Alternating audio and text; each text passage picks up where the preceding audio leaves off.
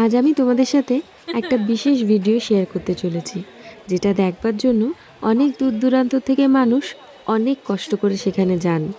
আমরাও গিয়েছিলাম। এটা দেখতে কিন্তু সত্যি অসাধারণ লাগে। অনেক উঁচুতে কিন্তু এই মন্দির এবং তারও উঁচুতে থাকে পতাকা। এই পুরীর মন্দিরে ধ্বজা উত্তোলন দেখবার জন্য হাজার হাজার মানুষ খালি পায়ে অনেকটা পথ হেঁটে অনেক ভিড় অতিক্রম করে গিয়ে মন্দিরের সামনে দাঁড়িয়ে থাকেন এবং আমরাও ছিলাম। যদিও আমরা সামনের দিক থেকে ভিডিও করিনি, আমরা পেছন দিক থেকে গিয়ে এই ভিডিওটা করেছিলাম এবং সেখানেই দাঁড়িয়েছিলাম। অনেকটা উঁচুতে তো দেখো কি ছোট ছোট লাগছে সব কিছু। ফোনের ক্যামেরাটাকে জুম করে নিয়ে এই ভিডিওটা আমি করেছি।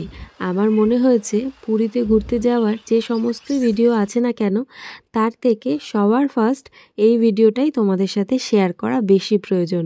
কারণ যেটা দেখে আমার এত ভালো লেগেছে, আমার মনে হয় আমার বন্ধুদেরও সেটা দেখে ভীষণ ভালো লাগবে। কথায় আছে, জগন্নাথ না টানলে পুরীতে যাওয়া যায় না। অনেক দিনের আমাদেরও ইচ্ছে ছিল পুরী যাব, কিন্তু যাওয়া আর হয় না। এবছর কিন্তু সেটা কমপ্লিট হয়েছে।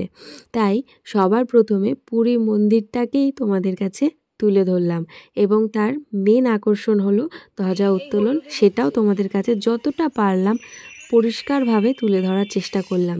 ভিডিও যদি ভালো লেগে থাকে একটা লাইক করো এবং সাবস্ক্রাইব করো, যাতে আমার পরের ভিডিওগুলো তোমরা দেখতে পাও। আমি আমার ভিডিওতে আমি যেখানে থাকি সেখানকার প্রসেশন, লাইটিং, বিভিন্ন ধরনের ভিডিও তোমাদেরকে দিই এবং সেইখানকার ভিডিও তোমরা অনেক বেশি পছন্দ করো।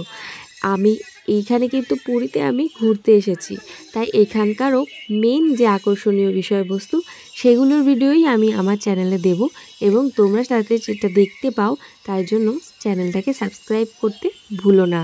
আর অবশ্যই কমেন্টে জানিও যে ধ্বজা উত্তোলনটা এইভাবে দেখতে পেয়ে তোমাদের কার কার ভালো লাগলো।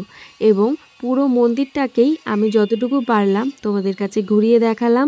দেখো বিকেলের আবহাওয়া, এটা অ্যাকচুয়ালি পতাকা উত্তোলনটা বিকেলবেলা হয়। কোনো নির্দিষ্ট টাইম নেই জানো তো, 5টার সময়ও হয়, 5:30টায়ও হয়, 6টাতেও হয়। কোনো নির্দিষ্ট টাইম না থাকার জন্য অনেকক্ষণ ধরেই অনেক মানুষ এসে অপেক্ষা করেন, তাই আমরাও এসে অপেক্ষা করছিলাম। কিন্তু যখন পতাকা উত্তোলন হয়ে গেল তারপর আর কি এবার মন্দিরটা ঘুরে বেরিয়ে পড়ব। তাই দেখো পুরো মন্দিরের বাইরেটা কি দারুণ, কি সুন্দর পরিবেশ না বলো। আকাশ থেকে শুরু করে নিচের এই দেখো মাটি সমস্তটাই খুব সুন্দর লাগছে, কিন্তু একটা মনোমুগ্ধকর আলো দিয়ে মনে হচ্ছে সম্পূর্ণটা সাজানো। আমার তো বেশ ভালোই লাগছে। তোমাদের কেমন লাগছে তোমরা নিশ্চয়ই কমেন্ট করে জানিও এবং সাথে থেকো। টাটা।